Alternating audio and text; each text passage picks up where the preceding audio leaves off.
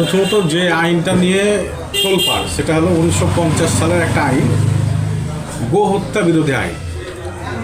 তৎকালীন যে সরকার ছিল, তৎকালীন যে পরিবেশ পরিস্থিতি ছিল, সেই অনুযায়ী সে আইনটাকে লাগু করার চেষ্টা করা হয়েছিল যে গবাদি পশু যেগুলা কৃষিকার্যে ব্যবহার হয় সেই ষাঁড় বলদ বুড়ো হওয়া না পর্যন্ত যেন সেগুলাকে মেরে ফেলা না হয়, কেটে ফেলা না হয়, এই উদ্দেশ্যেই মূলত 1950 সালে সে আইনটাকে লাগু করা হয়েছে। কিন্তু সেই আইনের 12 নম্বর ধারাটা খুব ভালো করে পড়তে হবে, কারণ সেই 12 নম্বর ধারা স্পষ্টভাবে বলা হয়েছে স্টেট গভর্নমেন্ট মে, অর্থাৎ রাজ্য সরকার চাইলে করতে পারে। কি করতে পারে? সে আইনের পরিবর্তন করতে পারে, সে আইনের হ্রাস করতে পারে, সে আইনটাকে স্ট্রিক্টলি লাগু করতে পারে, সে আইনটাকে আবার লাগু না করে উজ্জ্বলভাবেও রাখতে পারে। তাহলে এখানে আমি দেখলাম যে এর আগেও তো 1950 সালের পর অন্তত 5টা দলের সরকার কিন্তু আমরা দেখেছি। কংগ্রেস দেখেছি, সিপিআইএম দেখেছি, টিএমসি দেখেছি, বিজেপি দেখছি। বিজেপি আসার পর যিনি শুভেন্দু অধিকারী, টিএমসির 1 নম্বরের যিনি দলীয় নেতৃত্বে ছিলেন, পরবর্তীতে বিজেপি যোগ দেওয়ার তাকে বেছে বেছে মুসলিম এলাকার দায়িত্বভার তাকে দেওয়া হতো। মুসলিম যে এলাকা, যেমন মুর্শিদাবাদ, সেই মুর্শিদাবাদের অবজারভার তাকে দেওয়া হতো।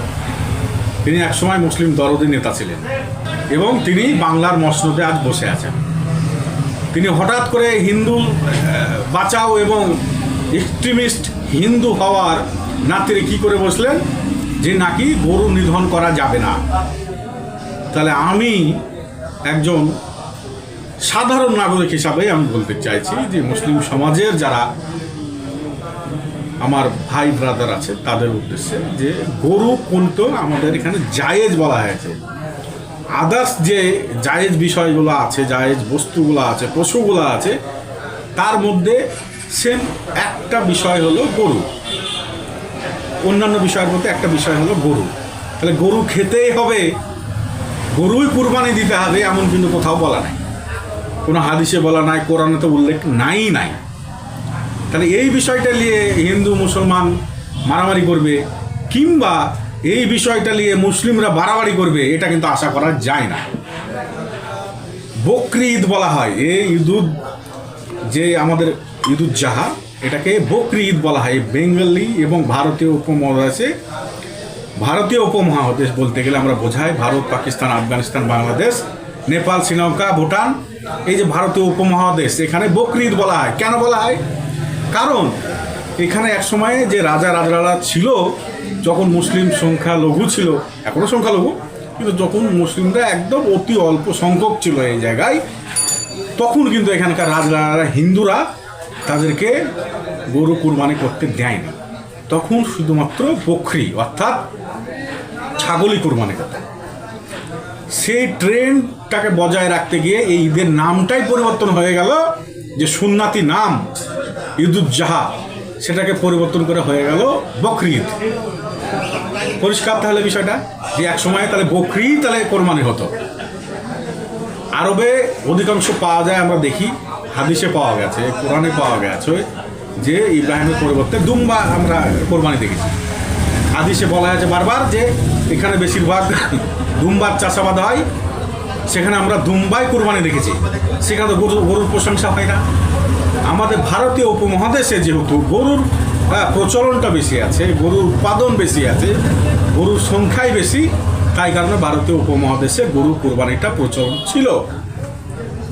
কিন্তু যারা উগ্র হিন্দুত্ববাদী, যারা এক্সট্রিমিস্ট নামে পরিচিত, তারা বরাবরের মতোই তাদের যে পূর্বপুরুষরা কি করেছে সেটা সম্বন্ধে জ্ঞান না রেখে গরু খাওয়া কোথাও বারণ নেই। তাহলে যারা এ সম্বন্ধে জ্ঞান রাখে না, তথাকথিত মাথা মোটা, গোবর ভরা আছে, যারা অন্ধভক্ত, তারাই যারা এটা নিয়ে ছুটাছুটি করছিল, তারা আজকে মহা বিপদে। কেন? কারণ হলে যে কেউ নিজের সোনার গয়না বতুক রেখে গরু লালন পালন করছিল। আপনারা পরিলক্ষিত হবে বিষয়টা, সেটা হলো এই মুসলিমরা খাটাল কেউ করে না। অধিকাংশ খাটালের মালিক হলো হিন্দু সনাতনী ভাইরা। হিন্দু বলতে তো কিছু নেই, সনাতনী ভাইরা।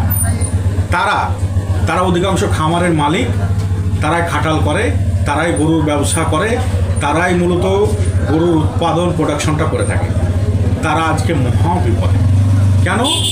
কেন কি কুরবানির সময় যে লক্ষাধিক গরু তারা বিক্রি করেন বাংলা জুড়ে, সারা উপমহাদেশ জুড়ে যে গরু কুরবানির যে প্রচলন, তার ফলে যে অর্থনৈতিক সিস্টেমটা তৈরি হয়েছে, গঠন হয়েছে, সেটাকে একদিনেই অর্ডারে ভেঙে দেওয়ার যে প্রচেষ্টা শুভেন্দু অধিকারীর, সেই অধিকারীর যে প্রচেষ্টা সেটা ব্যর্থ হতে আমরা দেখছি। ইতিমধ্যে আমরা সোশ্যাল মিডিয়া তোলপাড় করা কান্না দেখেছি, কারো আত্মহত্যা দেখেছি, কেউ বিষ নিয়ে রাস্তায় ছোটাছুটি করছে, কেউ রাস্তায় গড়াগড়ি খেছে, কেউ বলছে নবান্নে গরু নিয়ে গিয়ে হাজির হবে, কারো ছেলের পড়াশোনা বন্ধ, কারো লোনের দায়ে তার আত্মহত্যা করতে সে বাধ্য হচ্ছে।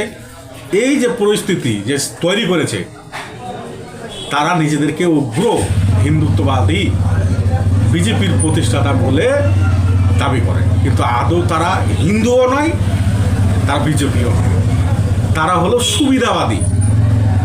তাদের একটু ব্যাকগ্রাউন্ড পেছনে গেলে দেখা যাবে সে কংগ্রেসে ছিল, কংগ্রেস থেকে তৃণমূলে এসে আবার বিজেপির প্রথম আসন দখল করেছে। তাহলে বিজেপির যারা ভাই বন্ধুরা, তাদের উদ্দেশ্যে আমার বলার অর্থ, আপনারা ভেবে দেখুন, সে কিন্তু আরএসএসের লোক নয়। আপনাদের মতো আরএসএস করা সনাতনী ভাইদের মধ্যে নয়। তৃণমূল করে বিজেপির জায়গায় মাথায় যে বসে আছে আপনাদেরকে সেভাবে পরিচালনা করার যে চেষ্টা করছে, সেটা থেকে একটু বেরিয়ে আসুন। প্রকৃত হিন্দু সনাতনী ভাইদের সঙ্গে মুসলিমদের কোনো প্রকারের ঝামেলা নেই, তারা একে অপরের সঙ্গে বসবাস করতে চায়। কিন্তু কিছু রাজনীতিবিদ তারা তাদের ক্ষুদ্র স্বার্থ চরিতার্থ করার জন্য আপনাদের মধ্যে বিভেদটা তৈরি করার চেষ্টা করছে। যারা লক্ষ লক্ষ টাকার ঋণে জড়িত, যার ছেলেমেয়ের পড়াশোনার ভবিষ্যৎটা অন্ধকারে ঠেলে দিয়েছে, যারা আত্মহত্যা দিতে বাধ্য হচ্ছে, সেই সকল মানুষের কথা ভেবে আগামী দিনে বিজেপির মুখ্যমন্ত্রী হোক, কিন্তু এমন একজন কাউকে হোক যে প্রকৃত সনাতনী দরদি হবে, যে প্রকৃতই মানুষের দরদি হবে, এমন একজনকে মুখ্যমন্ত্রী করা হোক। এটুকুই আমার দাবি। ভবিষ্যতে আরও এই বিষয় নিয়ে আলোচনা হবে, সাক্ষাতে কথা হবে। ততক্ষণের জন্য ভালো থাকবেন, ভালো রাখবেন।